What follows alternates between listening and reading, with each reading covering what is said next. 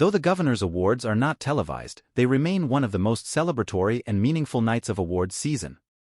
Tuesday night's ceremony, which awarded honorary Oscars to Mel Brooks, Angela Bassett, editor Carol Littleton, and founder of the Sundance Lab Michelle Satter, was no exception, bringing laughs, rousing speeches, surprise musical performances, and tears to Hollywood's Dolby Ballroom.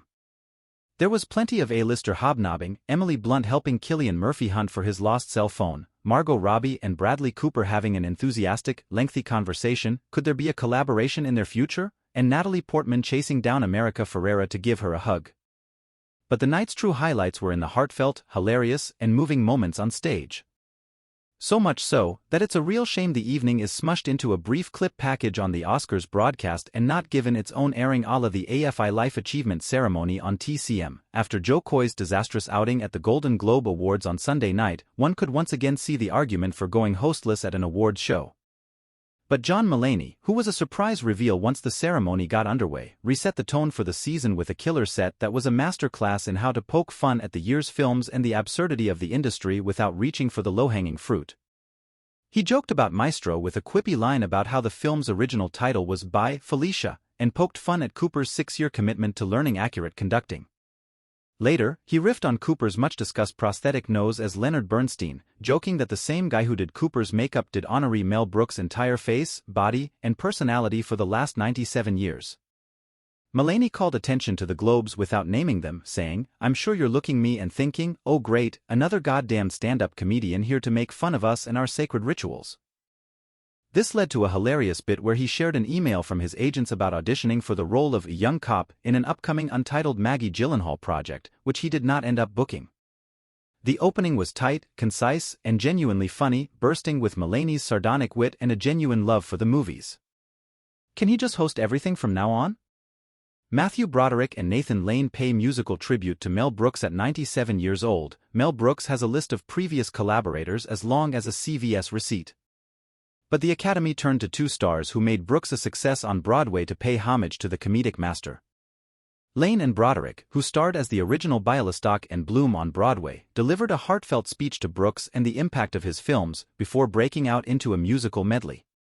The two sang new lyrics to some of the greatest hits from Brooks' oeuvre, including Blazing Saddles' title song and I'm Tired, the High Anxiety theme song, and the producers' I Wanna Be a Producer, We Can Do It, and A Springtime for Hitler.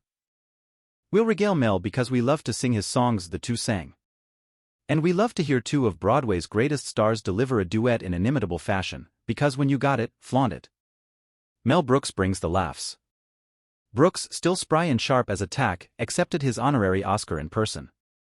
"This means a lot to me," the nonagenarian began, a tremor of emotion in his voice, before talking about his Best Original Screenplay Oscar for the producers and joking that he had sold the statuette. He took time to blow his nose in the midst of his speech, riffing about the absurdity of it, before talking about the deep meaning of being recognized by his peers. "I won't sell this one, I swear to God," he concluded. It was smart, heartfelt, a little lewd, and funny, in other words, pure Mel Brooks. Glenn Close celebrates Carol Littleton. Those outside of the industry likely have never heard the name Carol Littleton, but they should. Littleton is a groundbreaking editor, responsible for cutting classics such as The Big Chill and E.T., The Extraterrestrial. Close honored Littleton, describing the ways in which great performances and films are created in the editing room. "A great editor is an advocate, a detective, a humanist, a philosopher, and in some cases, a sensitive and articulate teacher," said Close. The Big Chill marked Close's second film, and she noted that Littleton and her husband, cinematographer John Bailey, were like a set of parents to the family of the ensemble cast. "For me, The Big Chill was the beginning of my true education in the craft of film acting," she said. In retrospect, it was really the wordless, emotional moments that gave Sarah Cooper her emotional weight with the audience, crying in the shower, joining the group after she'd cried in the shower, smiling at Mary Kay after she'd had sex with my husband. If you haven't seen the movie, see it. And dancing in the kitchen. "I really thank you, Carol, for putting my butt in that shot because it made me look like a really good dancer." Angela Bassett testifies. Of today's acting greats, Angela Bassett ranks high on the list of those who should have won an Oscar long before now. But like many greats before her, Bassett will have to relish the joy of this honorary Oscar as she continues to pursue a competitive one, and her acceptance speech demonstrated that this is a moment she's determined to savor. After a beautiful introduction from Regina King asking Bassett to run for president, Bassett took the audience to church with her remarks. She reflected on the history of the Oscars and black women, noting she was only the second black actress to receive an honorary Oscar following Cicely Tyson, who was honored in 2018.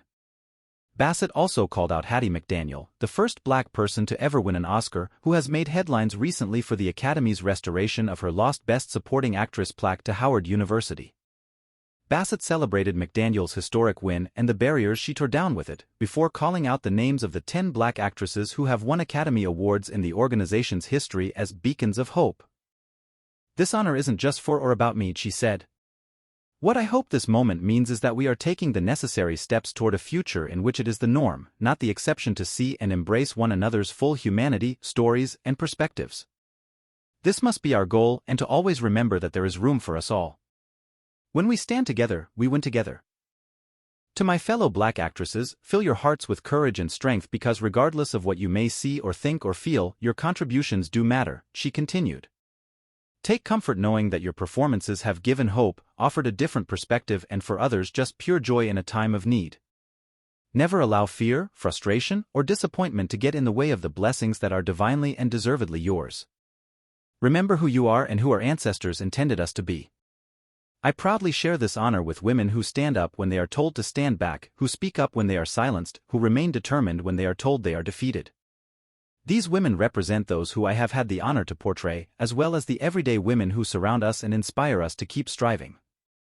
I have faith that someday the recognition and celebration will be solely on the performance and the performer, because at the end of the day, we all just want to have the opportunity to do great, meaningful work, she concluded. And still I say, the best is yet to come.